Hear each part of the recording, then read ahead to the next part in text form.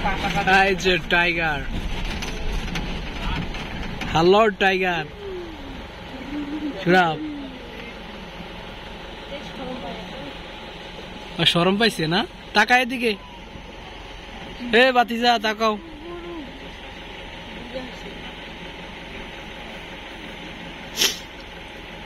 শরম পাইছে, চলে যে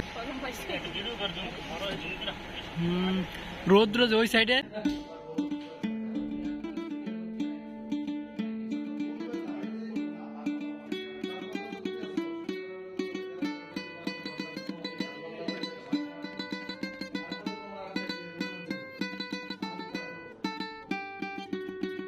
সুরাব এই 150 টাকা দিয়ে সাফারি পার্কে বাঘ দেখার জন্য ঢুকছে।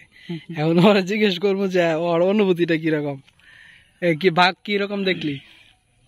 অনুভূতি বলতে যাই অনুভূতি ছিল সব শেষ যাওয়ার পরে, মানে 150 টাকা পুরাই একটা ফাও।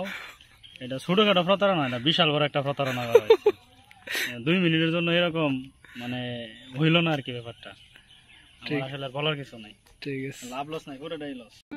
হঠাৎ করে চলে আসলাম গাজীপুর সাফারি পার্কে।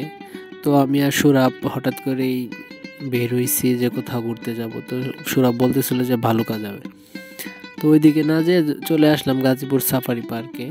তো এইখানে ভাবছি অনেক কিছুই দেখার আছে, কিন্তু এটার ভিতরে ঢুকে আমরা তেমন কিছুই ভালো জিনিস দেখতে পাই নাই। কয়েকটা ভাগ ছাড়া আর কিছুই নাই, আর সব কিছু টিকিটের মূল্য অনেক বেশি, সেই অনুযায়ী এটার ভিতরে কোনো কিছুই নাই। আমাদের মোটেও ভালো লাগেনি।